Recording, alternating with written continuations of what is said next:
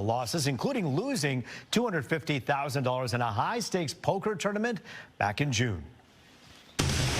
Working for you. This is Fox 2 News at 6. Tonight at 6, polls close in just a matter of a few hours as voters choose their next.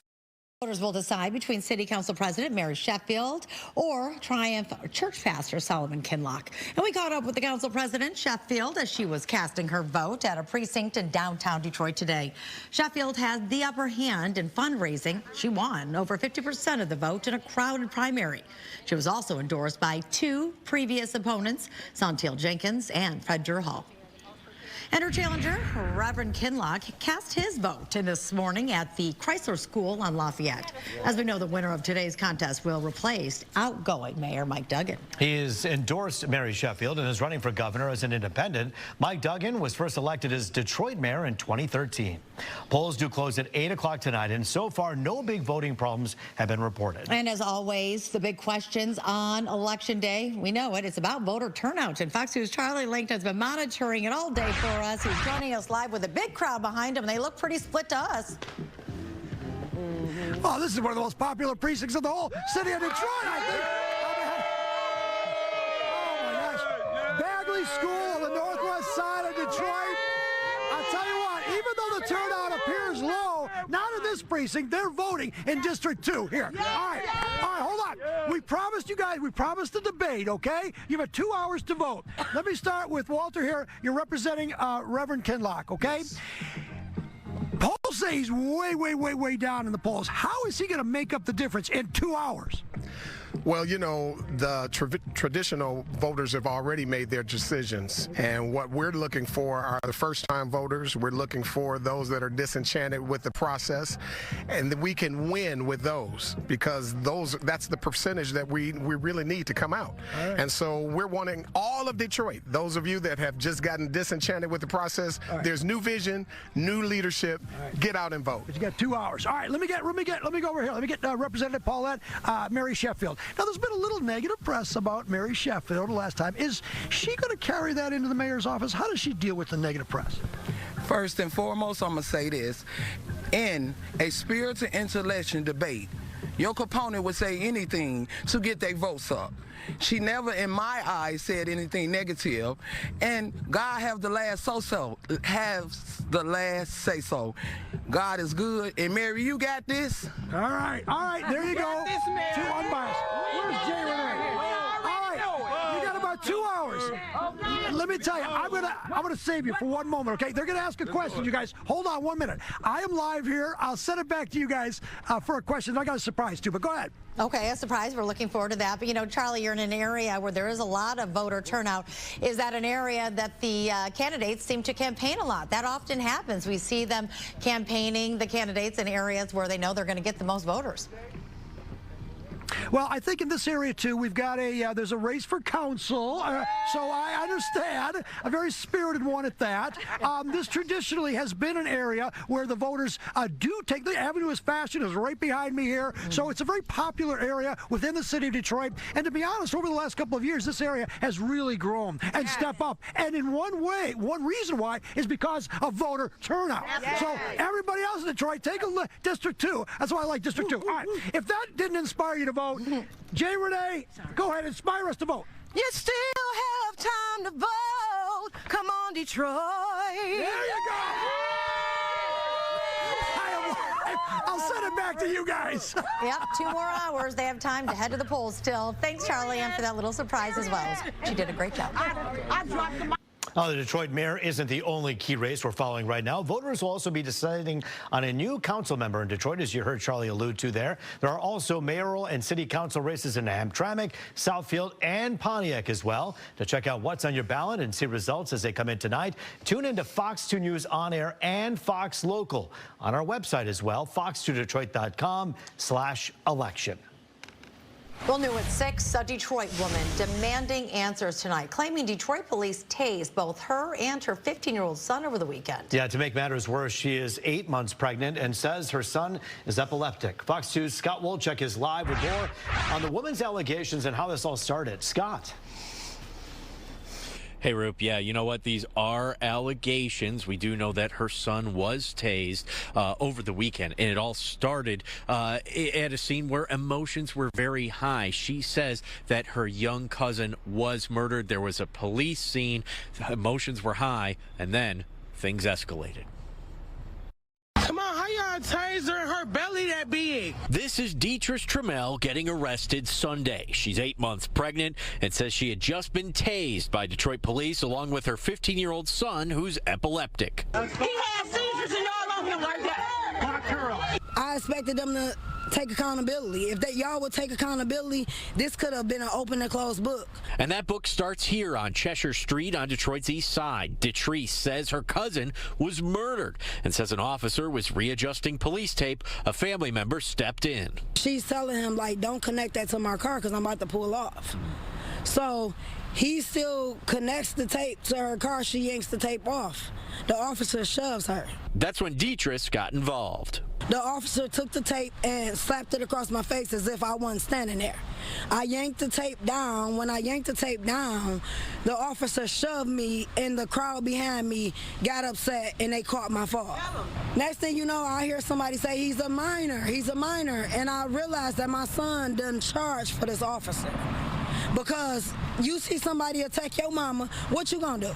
That's when tasers were allegedly deployed. This medical document shows her son was treated for electric shock. Eventually, I was tased. It was pulled back. The second time he tried to tase me, I held my hand out. I caught the tase. Y'all need to look into the actions and hold y'all officers accountable. And DPD says that they are conducting a use of force administrative review. They sent us a statement reading in part, we know the officers discharged a taser on a 14-year-old male subject who was being combative and disorderly at a homicide scene. It's been reported that the taser discharge was not intended for the pregnant female and that she was nearby when the taser was discharged. At the scene, the female was evaluated by EMS, and we are told there was no indication that she was struck by any of the prongs. All information is subject to verification through the investigative process. Now, DPD also told me they have an interview scheduled with Deatrice to check out and see how she's doing and see exactly what may have occurred in this situation. Of course, we'll let you know what their findings end up being. For now, reporting live, Scott Walczak, Fox 2 News. Yeah, you're hearing the he said, she said here. I mean, she's indicating that she was hit by the taser, by the prong, and she's showing that to you on her stomach. Any body cam video that can actually confirm further whether or not the taser actually hit her or not? Yeah, you know what? That's going to be something where we'll have to see if DPD ends up releasing that body cam. We do have some of those cell phone videos, but they're all kind of scattered. You never see the taser go off in those videos, but you do see it's a very hectic scene where, you know, they're on top of people. She's on top of her son trying to protect him. Very chaotic, and it's not exactly all in order. So I think DPD probably is going to have to look at that body cam and figure out exactly what may have happened here. And as they do and they talk back to reporters, we'll be hearing more about it then. In the meantime, Scott Walczak live for us. Thank you. Well, the government shutdown is still having ripple effects across the country, from long lines at TSA airport screenings to food pantries that are incredibly busy because of the SNAP shutdown. And now it appears all of this is impacting pet owners. And Fox 2's Ingrid Kelly is joining us now to explain that, Ingrid. And what's going on with our pets?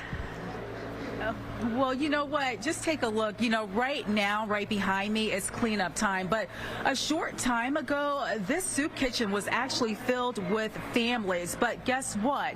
That rush is now being experienced by animal shelters. As the government shutdown continues and the country waits for details on funding for the Supplemental Nutrition Assistance Program, also known as SNAP, some animal shelters are noticing a trend. On our website, people are searching for right now services that we provide. So that's not normally one of our top search items. People are more looking for adoptable pets or that sort of thing. Michigan Humane works to fill the void for families in need of help to take care of their pets.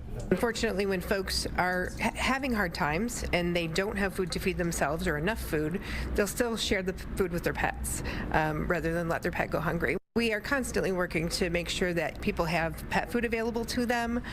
We give out over 2.5 million pounds of pet food a year to keep families fed and together. Hi there. Hey. And as the government shutdown continues, Michigan Humane is working to help federal workers who have pets. On Thursday, we have an event from 9 until 12 at our Westland location on Newburgh, where folks can come through. It'll be a drive-through model, pick up pet food, and it's specifically for government workers that are on furlough. So if you have a government ID and you have a pet at home, come on down, a dog at home, come on down, and we will have dog food available. Michigan Humane could also use your help as it works to keep pets fed. Any help from the community to keep those cat food supplies up so we can help keep the cats fed in the community as well is super appreciated. We have an Amazon wish list on our website that you can go on, pick out the cat food, and have it shipped directly to us so we can get that passed out to the community.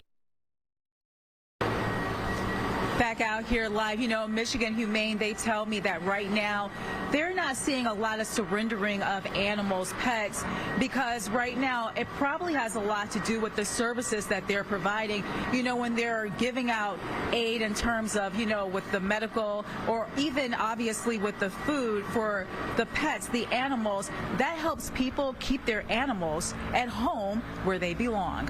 Back to you in the studio. Yeah, good point there, Ingrid. All right, thank you for that. And we are following breaking news right now from Kentucky. Now a night sky showing you the scene as first responders are on the scene of a UPS cargo plane crash near Louisville's airport. Live pictures from the scene show fire and thick black smoke billowing in the air with that orange fire right there in the middle still burning. According to Louisville police, there are injuries. Kentucky's governor right now posting on X just a short time ago. Kentucky, we are aware of a reported plane crash near Louisville International Airport. First responders are on site, and we will share more information as available. Please pray for the pilots, crew, and everyone affected. Again, we are watching this breaking news story, and we'll continue to watch it throughout the night. A UPS cargo plane crashing in Kentucky. Stay with us for more updates. Now we know the powerful gales of November played a key role in the wreck of the Edmund Fitzgerald. Still ahead, a closer look at the storm system that proved to be too much for the freighter 50 years ago this month. And do you like big breakfast, or do you hold off until later to eat? There are mixed messages about what's the best way to start the day. That's ahead in HealthWorks. We are outside the Volunteers of America, Michigan with another Make Camo Your Cause story. I am Brandon Hudson, and I'm going to share the story of a Navy veteran who said the moment he got off the street and walked through these doors, he got his life back.